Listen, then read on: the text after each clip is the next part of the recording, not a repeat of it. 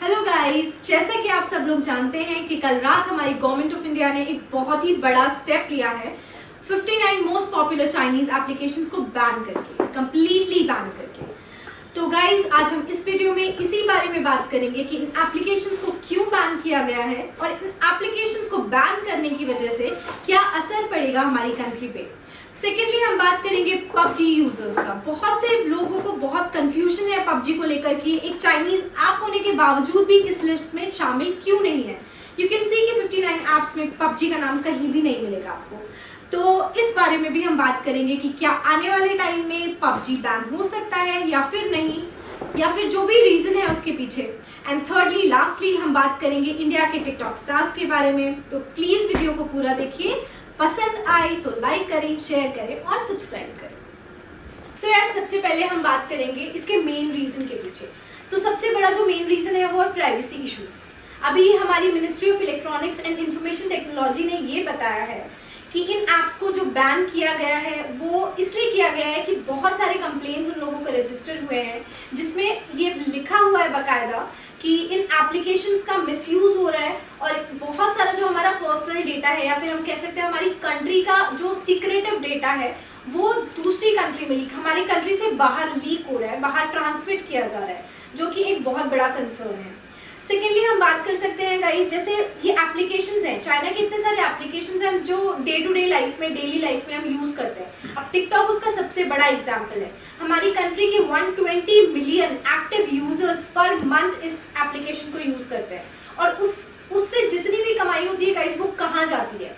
वो चाइना में जाती है, ऑब्वियसली, बिकॉज ये एक चाइनीज ऐप है। सिमिलरली ऐसे बहुत सारे एप्लीकेशंस हैं जो कि 59 यहाँ पे मेंशन है। इनके अलावा भी बहुत सारे ऐसे एप्लीकेशंस हैं जो यहाँ पे ओरिजिनेटेड है या फिर कहीं और ओरिजिनेटेड है, लेकिन उनकी फंडिंग कुछ परसेंटेज उनका चाइना गवर्नमेंट को जाता है। एंड आपको ये भी पता होगा कि चाइना एक ऐसी गवर्नमेंट है जहाँ पे वो लोग जैसे आप कोई भी ऐप डाउनलोड करेंगे तो 45% जो आपका पर्सनल डेटा होता है वो लोग आपसे पहले वो डेटा मांगते हैं, उसके बाद ही आप उस एप्लीकेशन को एक्सेस कर सकते हैं। आपका लोकेशन, आपका जितना भी जो भी आप उसमें एक्सेस कर रहे हैं वो सारा उनके सर्वर में भी सेव होता है।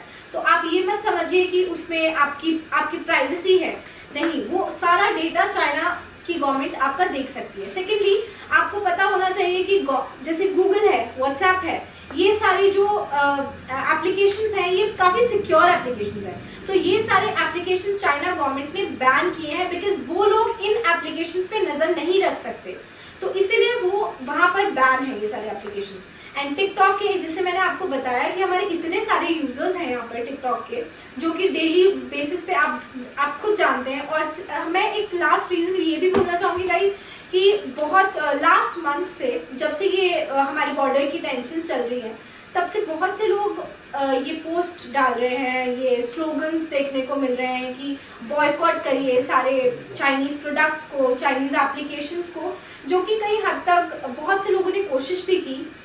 मैंने भी बहुत से एप्लीकेशंस अनइंस्टॉल किए, लेकिन हमें बहुत से लोगों को ये नहीं पता होता कि कौन सा एप्लीकेशन पर्टिकुलरली चाइनीज़ है, कौन सा नहीं है।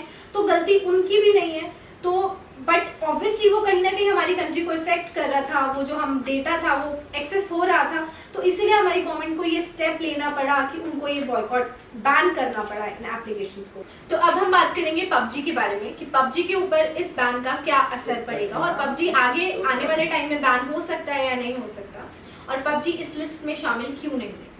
तो आप लोगों के दिमाग में बहुत सारे क्वेश्चंस हैं पबजी को लेकर गए, इसकी चाइनीज ऐप है, उसके बाद भी इसको अभी तक बैन नहीं किया या फिर बैन होना चाहिए। सबसे पहले मैं ये बात आप लोगों को बताना चाहूँगी, वैसे हम सब लोग पबजी खेलते हैं और ज़्यादातर लोगों को ये बात पता होती है और बहुत से लोगों को नहीं भी पता होती कि पबजी के 4 वर्जन्स हैं, PUBG PC, PUBG PC light, PUBG mobile and PUBG mobile light.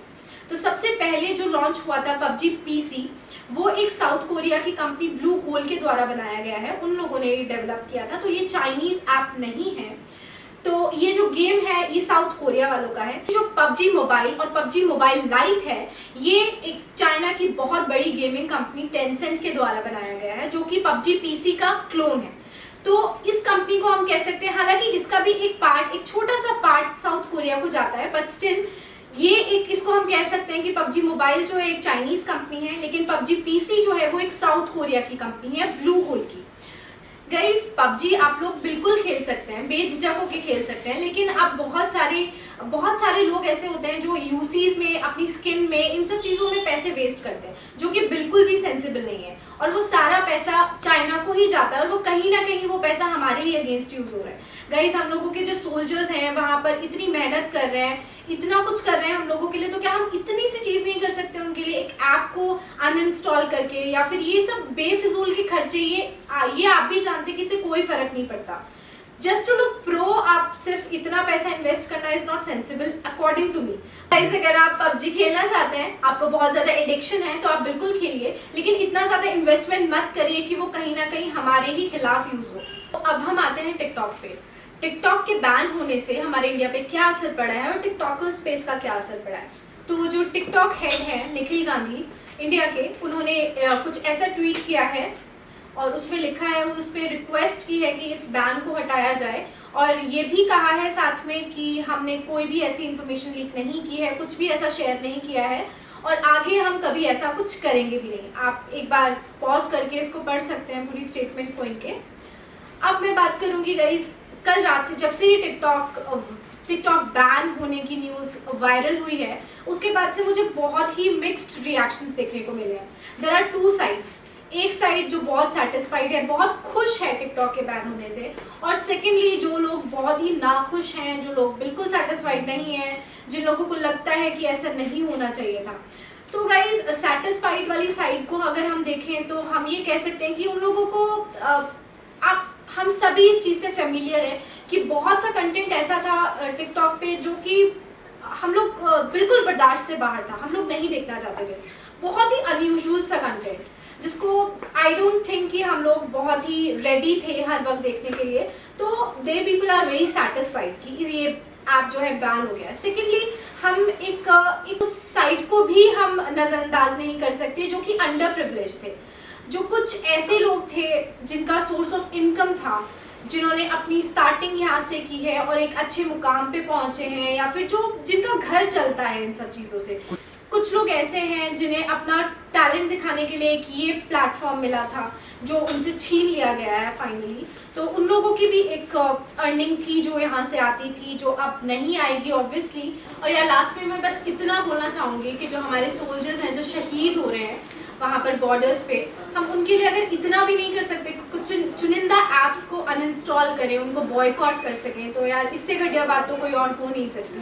तो प्लीज़ गाइस थोड़ा हम एटलीस्ट इतना तो कर ही सकते हैं हम लोगों के लिए। जय हिंद।